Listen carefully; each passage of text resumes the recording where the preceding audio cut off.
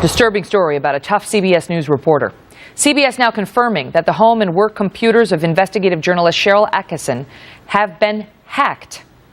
And Ms. Attkisson appears to know who did it. This is not phishing. This is not malware. This is not an ordinary, as someone asked me, old boyfriend trying to look through my files. Okay, this is big. Yeah. But in order to go after somebody, you've got to have a suspicion. And I assume you have a suspicion. You don't have to tell me.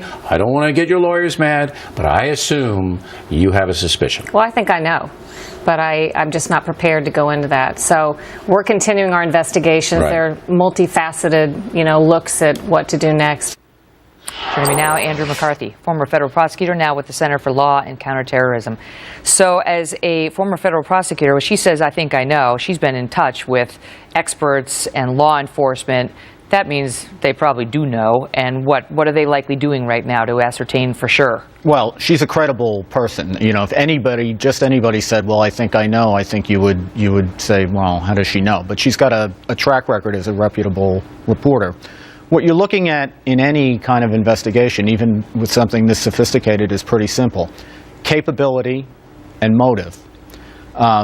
We have motive here considerably, I think, when you consider the fact that she was looking into things that the administration would prefer not to have. Well, I want to pick up on that. Okay, right. So let's talk about motive, because she told Bill she knew it was not an ex-boyfriend. She knew it wasn't some personal grudge. And she talked about how her personal home computer at home would turn on overnight by itself. Right. And her CBS News computer also compromised. And that's all been confirmed. They found technology deep inside the computers. They used sophisticated methods, the hackers did, and then they tried to remove the indications of the unauthorized activity. Right. Here's what she said in terms of what she was working on. She believes it was business related.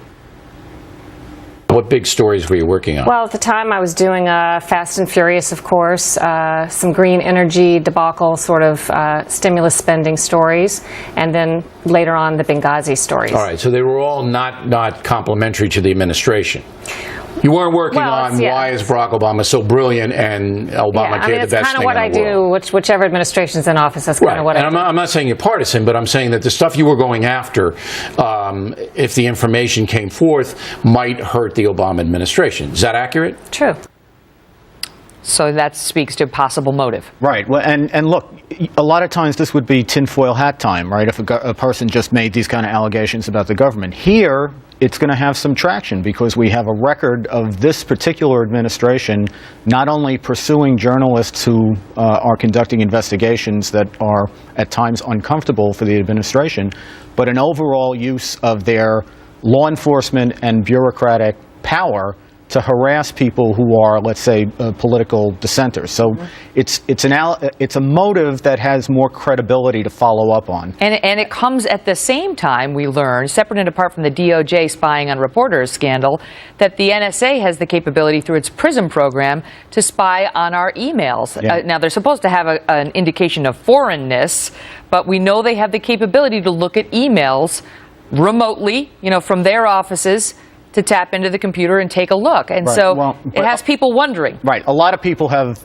capabilities, but this was done in a particularly sophisticated way where they even went in, as you pointed out, and tried to purge evidence of the fact that they had been there in the first place. So the first thing I think I'd be looking at is who has the capability of doing this? Mm-hmm. And there are all kinds of people who can do hacking, but hacking on this kind of a level is, that's going to be a small circle of suspects. You have this government obviously has the capability to do it.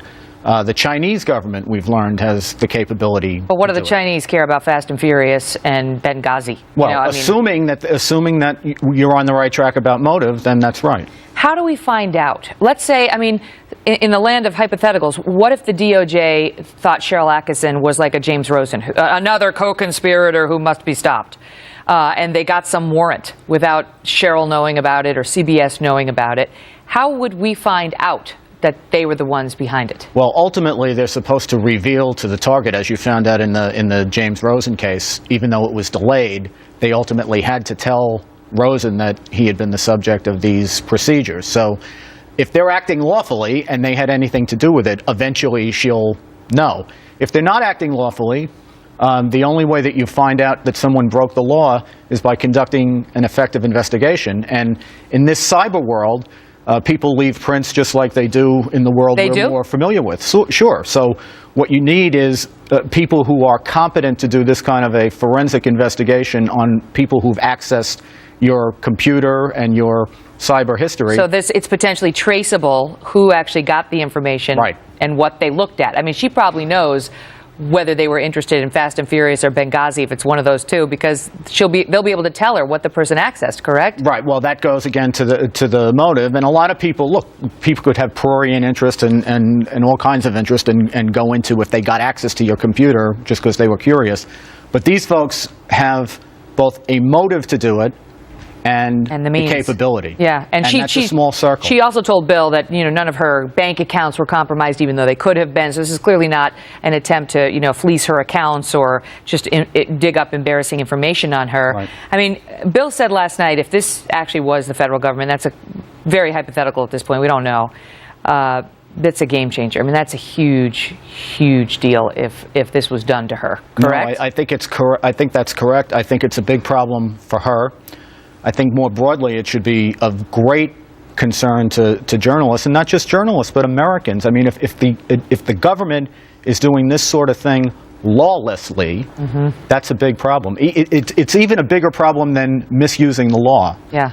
And I'd like to hear more about what the feds are doing to help her track down the perpetrator, and to make sure that every effort is being exhausted, because this can't go on. This can't go on. You can't have, at her home overnight, with her kids present, people accessing, basically sneaking into her home. If they did it, and we don't want to get out in front of that. Well, somebody did it. That's what I'm saying. So this can't go on, period. Right. So the feds need to take an interest in this, whether, no matter where the truth takes us. Let's hope so. Andy McCarthy, thanks for being here. Thanks, Megyn.